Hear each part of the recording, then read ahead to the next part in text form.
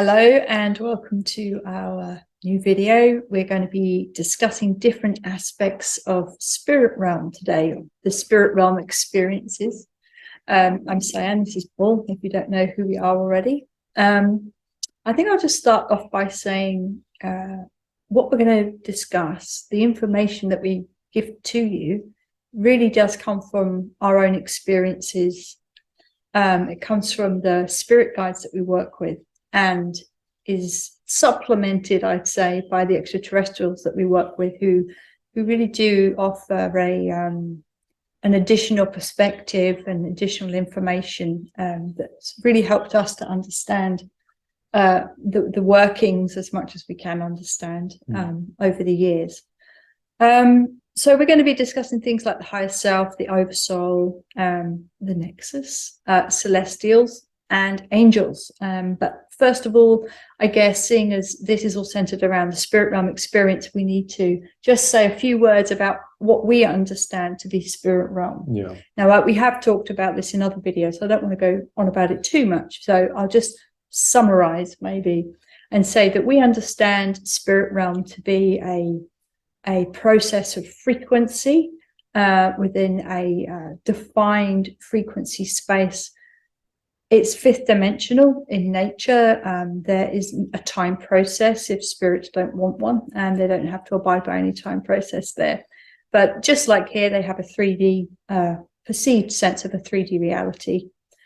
And as we know, spirits can come and go, incarnating into the human form. Anything else you want to say about spirit realm as a quick overview? Just remember that if you think about spirit realm like a radio that has on it a whole lot of radio stations, then, or even if you think about dimensions or non-dimensional realities as being like a radio, then what happens is you start to understand that you can move between different radio stations on a radio and you can get different information.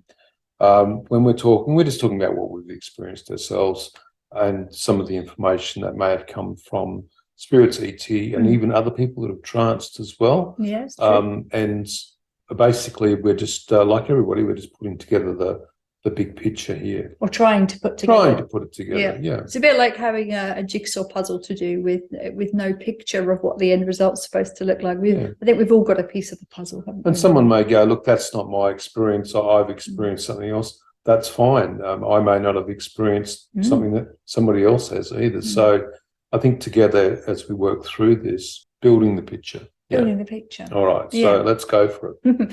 All right. So let's start with defining higher self, or maybe we should just come back from that in a little way. Yeah. We as human beings are formed of a spirit realm being. The Zetas have told us that without spirit realm being within us, there is no enlightening the human body. So what is higher self when we think of a person with a consciousness from spirit realm? What do we mean by higher self? Think about it this way. If I ask you, most people, what did you have for lunch yesterday, and you imagine yourself, so you go back through your mind and you imagine yourself eating your lunch, you'll be maybe seeing yourself, but externally. So you see yourself sitting there eating lunch.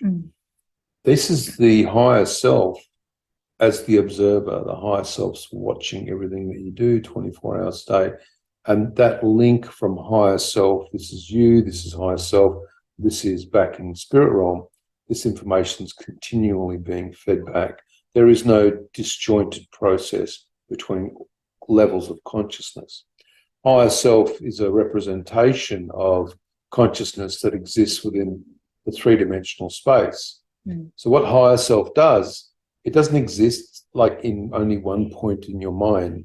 It exists around you. It's the fabric of who you are. And higher self creates what's called a construct. And the construct is your mind, your feelings, your emotions. And it uses it to filter everything that comes to you from your three-dimensional reality, your interdimensional reality, all the realities, even the astral realm, is being fed through that filtering system to you. So essentially we're saying that higher self is just a different way of saying the spirit person that you are or the spirit that is residing within your human body. Around, within, Yeah, around, all over the within. place. Yeah, because of course we know consciousness isn't confined by our human body. We just think it is. Well, this is the point. Like, I think people get hung up with where spirit person is, but in the end, we know that we're observing ourselves. I'll give you an example. You could be walking along the street and you think, I think someone's watching me or whatever, and you turn around, next thing you look across the road, there's somebody that just jumped off a bus and they're about to cross the road and they're watching you walk down the road as they watch the traffic. You're all linked in consciousness. Everybody's linked together. So our spirit selves are around ourselves, but they're intrinsically linked and mapped to all consciousness. Okay, so we have the human container. Yes. Inhabited by a spirit form or associated with a spirit associated, form. What's the oversoul? So within the spirit realm, so within the frequency of the spirit realm, where spirits, obviously interchange, you incarnate from spirit realm into the physical, from the physical back in the spirit realm. The oversoul is a conglomerate of consensus reality of like-minded consciousness that embeds itself back into the three-dimensional space. Often it's said that there are multiple oversouls, and the oversouls have within them specific tasks and functions that they want to perform. It could be, though, that the oversoul is just one oversoul, which is one consciousness. But quite often we'll see that like-minded spirits gather together, just as physical people gather in a community. So do spirits as well in spirit realm. And this is where the diamond analogy sort of comes into play, doesn't from it? Silver Birch, that's right. So Silver Birch said that when a spirit person comes into being in the human form, that they are like a face of a diamond. And if the diamond is the oversoul, the different faces on the diamond are all the different humans that exist. This is where we start to get with twin flames, twin souls, the group souls, frequency of souls as well, people feeling like they know each other as well. So okay, seeing as we're talking about oversoul, one of the specific questions we had is, are spirits within spirit realm assigned to a particular soul group? I think, we just talked about that, that like-minded spirits generally are within the community consensus reality of spirits.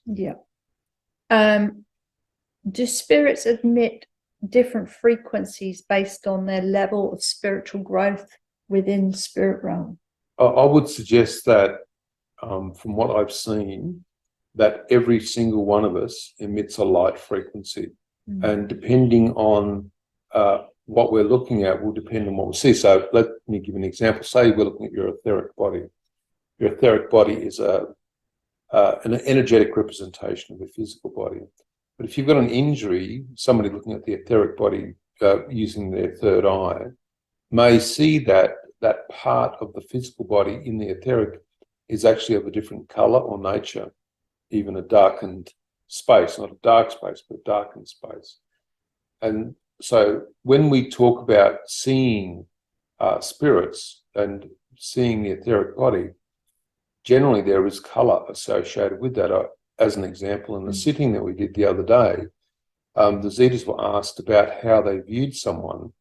And when they did give the information about the person, one person had an electric blue type etheric body with a red outline, and the other person had a completely yellow etheric body relating to their spiritual nature. And someone else was perceived as a purple. Yeah, that's right. And so it's just as the extraterrestrials perceive humans and spirits as different colors, so do spirits themselves. Okay. All right. So we've now broken down the human container with its higher self linked to an oversoul. At what point, or do we even have to, as the higher self spirit back in spirit realm, go back to our oversoul process? So does the facet of the diamond have to rejoin the diamond?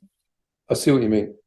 We've asked the Zetas about that because the problem with asking spirits is quite often when they animate themselves with the Oversoul, they lose their capacity to understand their individuated form.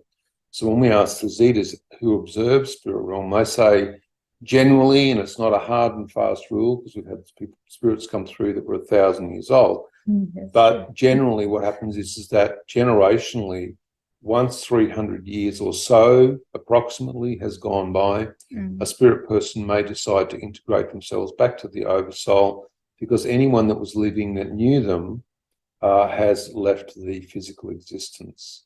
And so there's no more thought form that are dragging the spirit person consciously back out of spirit into the person's mind. Of course, the question is what about famous people? That there is a situation that occurs with famous people where if they're in spirit realm, they're after a while, they themselves are also basically, if they choose to, cut off from the thoughts of people.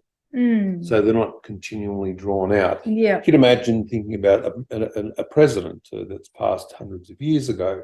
You know, you don't want to keep bringing that spirit forward. So there will be a process within spirit realm that stops that from taking place. Okay. Okay, so I think that we're painting a relatively clear picture, I hope, of some of the processes we understand it. We also talk about the nexus point of spirit realm, don't we? Now, can we just spend a little minute defining what we understand as the nexus? Okay, so we'll do this as clearly as possible in two different ways. The first way is if we just imagine the ocean. If the bed of the ocean is the physical reality and you are, you know, at a lower frequency being in a three-dimensional space. And as you leave your physical body, you move up from the base of the ocean up. And as you move up towards the light, and, you know, whether that's true or not, as you move towards the surface of the ocean, you move up higher into spirit realm. But of course, it is all frequency based in reality, and so the nexus point would represent the top of the highest the ocean. Frequency. So if we think about spirit realm having an entry and exit point, we think of a toroidal structure was like a circle, but the exit and entry points are internal to it. The more closer and closer that the frequency becomes, the faster it becomes, which means that it requires a smaller space. And that's about as technical as I'm going to get because I think that it's probably a little bit non-intuitive talking about the nexus at that level. So let's just stick with the ocean analogy and the fact that spirits move up through that, and if the oversoul's in the middle of the ocean or towards the top, that spirits can reanimate back there. Now, when we get into the talk about the nexus, we talk about beings that are outside of spirit realm coming into the nexus, and we'll say through the ocean, the surface of the ocean, down through the ocean, and now incarnating into a physical form. So when we talk about celestials coming down through the ocean, through the top of the ocean, down through, basically they bypass the oversoul and incarnate with individuated spirits into the physical form. The reason that this is done is because they come for specific experience. Now, they may, on some occasions, be working with the oversoul. Nobody can actually tell you whether they are or they aren't. But from observation and interaction with celestials and angels especially, we've seen that there's a completely different process for incarnation. Which leads me to the next question. We've been asked if we can clearly define the difference between celestials and angels as we understand it, because of course we are talking from our own perspective. So with my experience with angels, and I've had 3, any time that the angels came, they talked about the fact, only one sentence was ever given, that they come from God, and then they would perform some sort of a function, whether it was to clear energy or do whatever they needed to do. But I started to understand that they're talking about God consciousness, and they have a direct line back to this source consciousness. They don't abide by any belief systems that people have. Whereas celestials do not come from those areas.